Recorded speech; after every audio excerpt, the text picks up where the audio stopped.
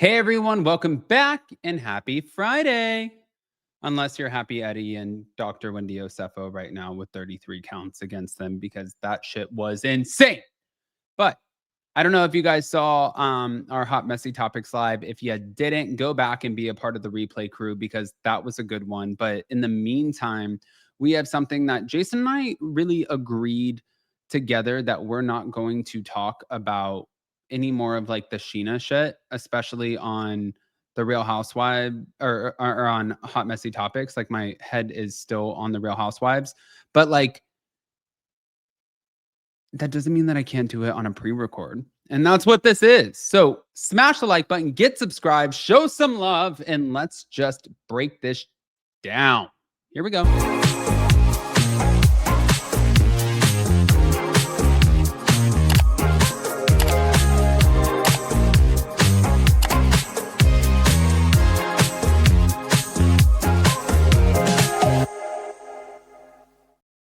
All right, guys. So we have to talk about this whole Scheana Shay of it all. Thank you to the Bravo investigator who ended up giving us this audio. And they said, Scheana talks about her relationship with Lala. We aren't good.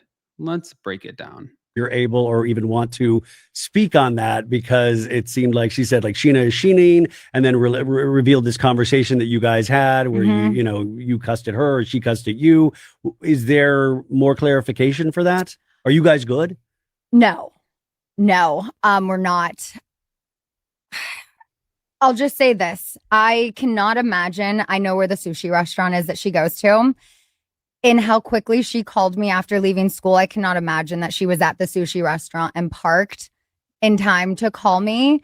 And regardless, she knew my kid was in the car. So even if you're saying that you didn't cuss in front of your kid, my kid was in the car. She sees your name pop up and she's like, oh, mommy, Lala's calling. And then just hears her screaming profanities at me. And so, and also I did not say fuck you, bitch. Did she say she's going to F up your life if you... It was a lot of F-bombs and a lot of screaming, and I had to hang up on her. She kept calling back, texting me. And I'm like, she's like, you're not going to apologize? And I was like, you come at me like that, you don't get an apology. And then I put my foot down. From that moment, she realized that I'm not someone she can walk all over anymore. And our relationship changed after that. You have so many mutual friends. Are there any intermediaries trying to broker a peace treaty at all? Maybe, but it's not going to happen. Know if you're able or even want to speak on that, because it's...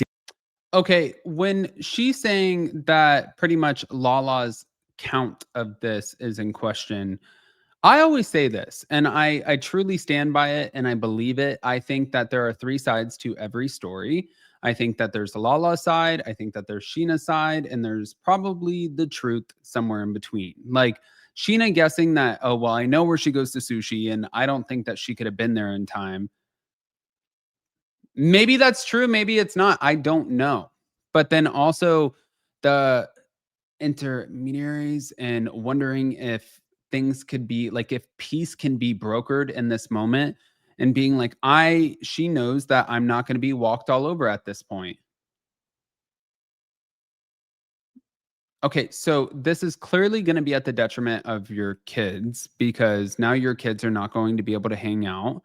I also think that a big part of this was used in order to create some sort of buzz or storyline for the Valley, which I could be wrong.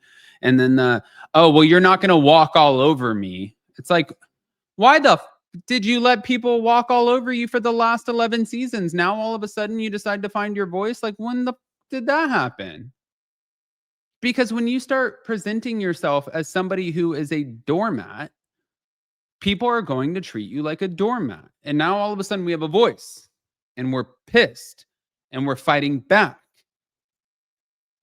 Well, it's going to take you a minute to command that sort of respect, because she's probably looking at it like, well, one, she went on her podcast and she boasted about your book and saying that it's going to be a New York Times bestseller. But she didn't post the way that you wanted her to post. So Lala fucked up because she did not post on social media in the time that you wanted her to post, in the way that you wanted her to post. She didn't support it in that way. And Lala's like, what? Hold on, guys. It does not stop there. No. It keeps going. Here we go. Thank you to Breaking the Rules podcast or pod clips. Oh wait, am I allowed to ask? Is there what? Because I saw this video from Lala on Friday. There's the back and forth right now between you and Lala, and I don't know if you're able or even want to speak on that because it seemed like she said like Scheana is Sheening, and then revealed this conversation that you guys had where you cussed at her, or she cussed at you. Is there more clarification for that? Are you guys good? No, we're not. Okay, so goes back to the same clip. Now, listen. At the end of the day, I feel like, do I think that there could be some sort of resolve or like resolution out of this? Yes. I mean, this is what they do. It's conflict resolution. What do you think they're all so exhausted and they have to get so much Botox? Because it's fucking exhausting. It's fight. Oh, we're friends. Fight. Oh, we're friends. I'm so confused, but this is something that came out, that was started, and I don't care at this point. I'm not trying to sit here and protect anybody. Scheana was the one who took the first shot, and she took the first shot at Lala, and she wanted to make a point about how she thought she was a real friend and how she thought, okay, well, you're going to support me, especially when I'm pouring my heart into this book, this memoir. I get that. But then Lala had a great point too, which was, if you feel some kind of way, have a conversation with me privately, not publicly. Because once you start bringing things out publicly, then we have a bigger conversation to have. And then now all of a sudden, what you're doing is you're welcoming the public, you're welcoming the fans, you're welcoming everybody into this argument. But for what? We're not on a TV show together anymore. Like, you decided to decline this compelling offer that Alex Baskin said that you had. Why are we fighting?